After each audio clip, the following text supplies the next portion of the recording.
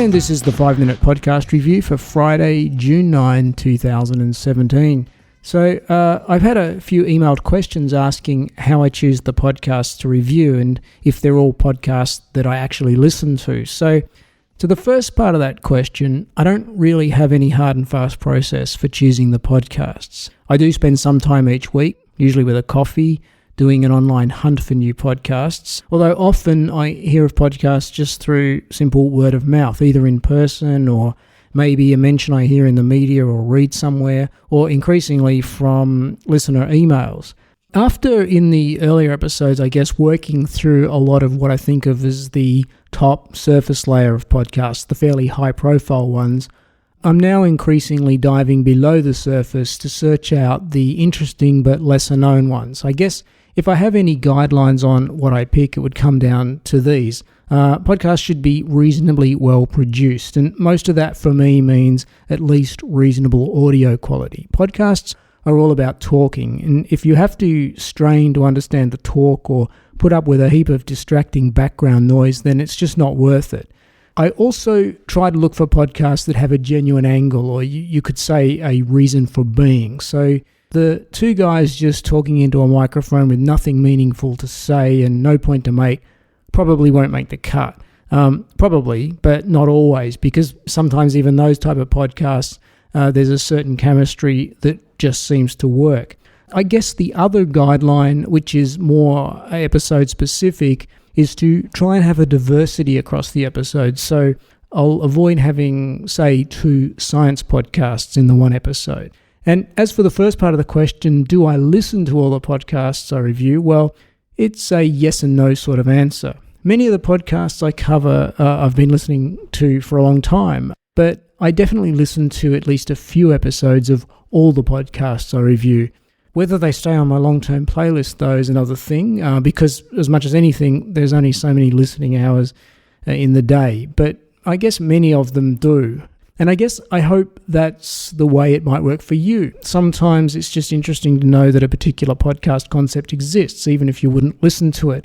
And that's what I'm kind of doing here, just throwing up a range of semi-curated suggestions and seeing what sticks for me and for you. So that was a long answer to a short question and has probably taken up most of the supposed 5 minutes I give myself to do this review, but let's just hit the reset button and say the 5 minutes starts now. So speaking of 5 minutes, the first podcast this episode is called 5-Minute Biographies, and it's pretty much what it says on the pack. Basically, each episode being a 5-minute or so biography of a notable person, current or historic. Among the 40 episodes already up, you'll find a range of biographies, including for Vincent van Gogh, David Niven, Isaac Asimov, Marie Curie, Pablo Picasso, Ralph Lauren, Jimmy Carter, H.G. Wells, Alexander Fleming, and a whole lot more. 5-Minute Biographies is a good one to subscribe to and to work through the back episodes, particularly the names you recognise, but people that you're a bit sketchy on. So it's an easy way to get a bit more knowledgeable in just 5 minutes. That's 5-Minute Biographies, and I've put the link on your screen. Second podcast is If I Were You. So I mentioned avoiding the 2 guys sitting around talking into a microphone type podcast, and already I've made a hypocrite of myself because If I Were You is one of those podcasts, except it's good. Just the fact that it's been putting out an episode weekly since 2013, so now has over 270 episodes, says something. Hosted by friends and comedians Jake and Amir, it plays off the reasonably common format of solving or at least addressing emailed listener questions and using the questions as a springboard for banter and comedy. The hosts made their name as contributors to the website collegehumor.com, and this tells you most of what you need to know about the style of humour and subjects covered by If I Were You. It isn't going to appeal to everyone, but it's well done. I got a few laughs out of it. They've got a huge audience around the world, so if you think it could be of interest to you, check out If I Were You using the link on your screen. On to podcast number 3, Bowery Boys. So anyone who's been to New York City or is interested in New York City, and definitely anyone who lives in New York City, needs to subscribe to Bowery Boys. It's simply the best podcast out there that deep dives into the city's history episode by episode, and there are plenty of episodes. Bowery Boys has just celebrated its 10th anniversary with its 299th episode. There are episodes focused on individual streets like Wall Street and how it got its name, episodes on landmark and not-so-landmark buildings, episodes on infrastructure like the subway and the High Line, or episodes on neighbourhoods like the Meatpacking District, Hell's Kitchen, the Bronx, and the Bowery, from where the podcast gets its name. There are episodes on people, famous and notorious New Yorkers, and even the ghosts of New York. There are episodes on more abstract subjects like the history of television in New York or the history of electricity in New York. A feature of the Bowery Boys episodes is that each one aims to tie history into the present day, usually giving details of places you can visit in New York as remaining evidence of the story being told. So check it out, Bowery Boys, using the link on your screen.